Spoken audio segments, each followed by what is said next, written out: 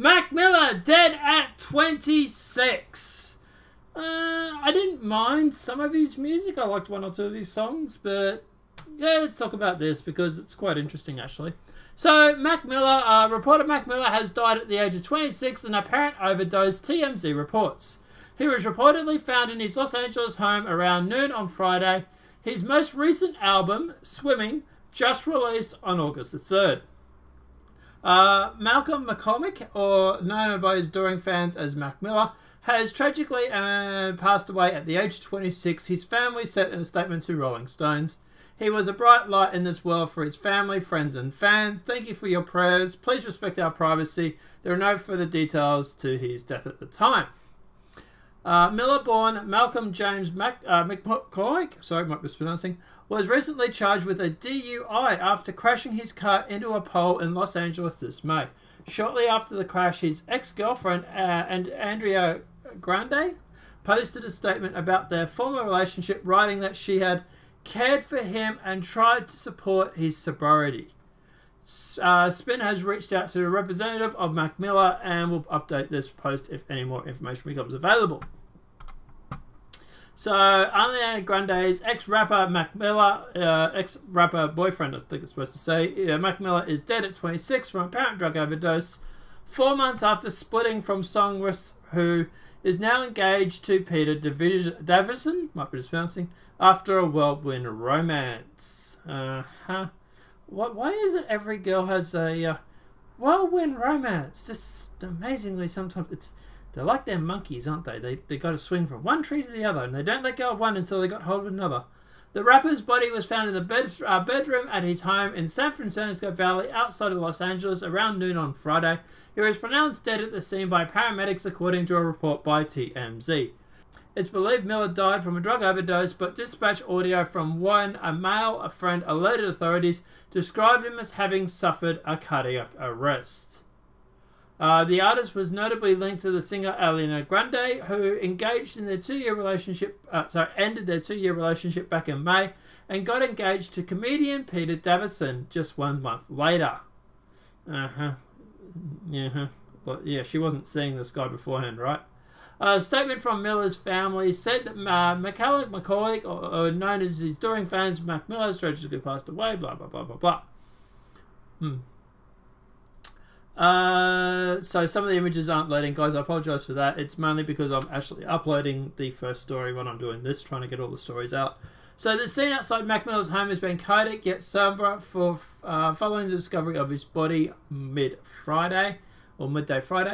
Soon after the 911 call came in, LAPD and fire officials swarmed the scene. Initial reports have said that it doesn't appear to be anything criminal. Just after 2 p.m. local time Friday, a coroner arrived at Miller's Studio City home, and the body was seen being carted outside just before 4 p.m. Miller's death was widely been reported to the result of drug overdose, although it has not been confirmed.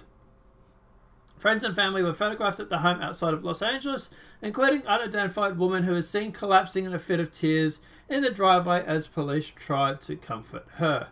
NBA star Karl Anton Towns, a close friend of Miller's, arrived on the scene soon after the reports of the 26-year-old's death surfaced.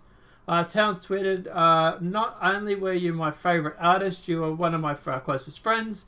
The love we had was always genuine, and the moments we shared were filled with nothing but positive and laughter. I love you, man, and I'm sure you're as hell gonna miss you." So, yeah. Grande, who dated Miller seriously for nearly 2 years, had not publicly addressed news of Miller's death as the Friday evening. Within minutes of the first report being released, the singer had disabled the comments section on her Instagram, which had already been flooded with comments about Miller's death. Several of the comments saying such things as, "It's your fault," "You did this," we screenshotted and posted it to Twitter. The rapper famously helped Grande overcome her grief after a terrorist attack at her Manchester concert in May last year. That June, he went back to England with her to put on a defiant performance at the tribute concert she arranged. The pair remained family loved up until May this year, when she suddenly parted ways.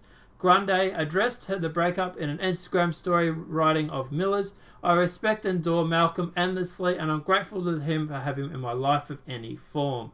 The message was written around a picture of the dangerous woman singer, and the musician looked in an embrace while laying on a couch. Okay. The text read, "Hi, this is one of my best friends in the whole world, favourite people on the planet, Malcolm McCormick. I respect and adore him endlessly, and I'm grateful to have him in my life in any form, at all times, regardless of how our relationship changes or what the universe holds for each of us. Unconditional love is not selfish. It's wanting the best of the person, even if that moment it's not you. I can't wait to know and support you forever, and I'm so proud of you." Friends told TMZ they warned others not to bring up the relationship when talking to Miller because it was too touchy. So, yeah, obviously he was having a bit of a problem by the sounds of it. Sounds like he might have been taking her moving on as amicably as she would have hoped. So, yeah. Less than a week after the split, Miller, who has long battled substance abuse and addiction, was arrested for drinking while drunk after crashing his SUV and fleeing the scene. After the arrest, Grande tweeted, "Please take care of yourself."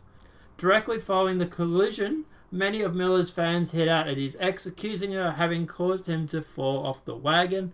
On May 21st, Twitter user LJ Flint wrote, "Mac Miller totally his G-Wagon and getting a DUI after Ariana Grande dumped him for another dude after he poured his whole heart out on 10-song album to call her the divine feminine is just the most heartbreaking thing happening in Hollywood."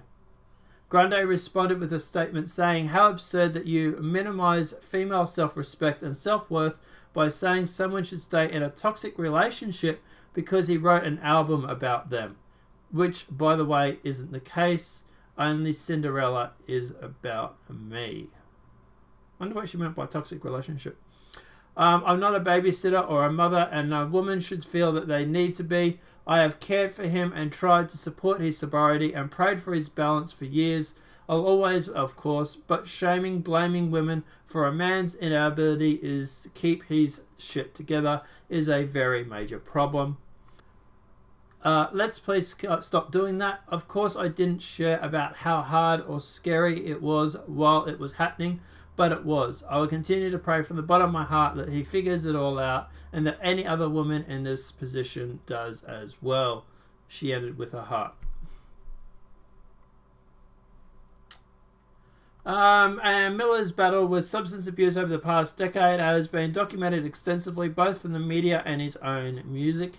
Multiple interviews, Miller spoke about how he started using drugs, including cocaine and opiates, when he was just 15 years old. During his 2012 Matematic tour, I might be mispronouncing that, the artist became addicted to purple drank or lean, a drug concoction of professor and codeine, but managed to quit after noticing how it taken over his life.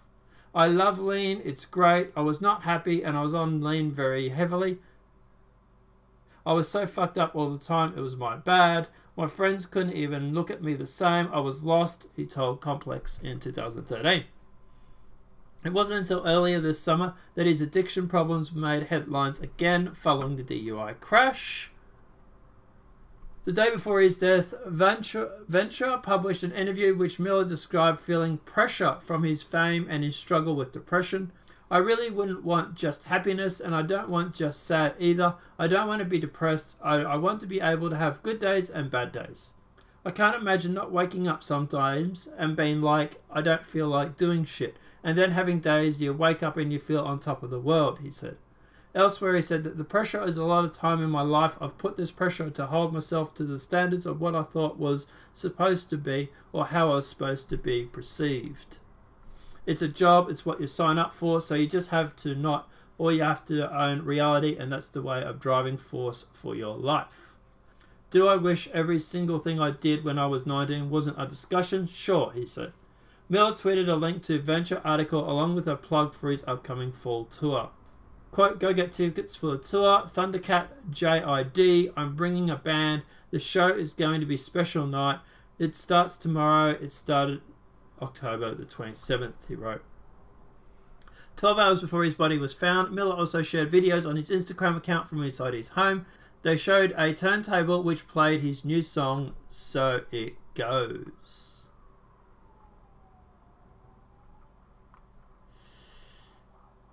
This has been an outpouring of tributes from other members and the entertainment industry expressing shock and sadness at the news of Pittsburgh-born artist's death, including Chance the Rapper, Candy, I might be mispronouncing, Shawn Mendes, and J. Cole.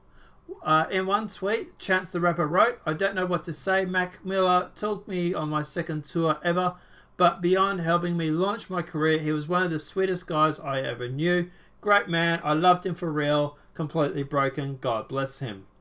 A subsequent tweet read, "It's so crazy because Earl, sick, literally hit me up this morning. Him and Vince were real furbirds, sick. I met at a pivotal time in my life through Mac. This hurts so bad. If you love someone, make sure that you tell them, sick."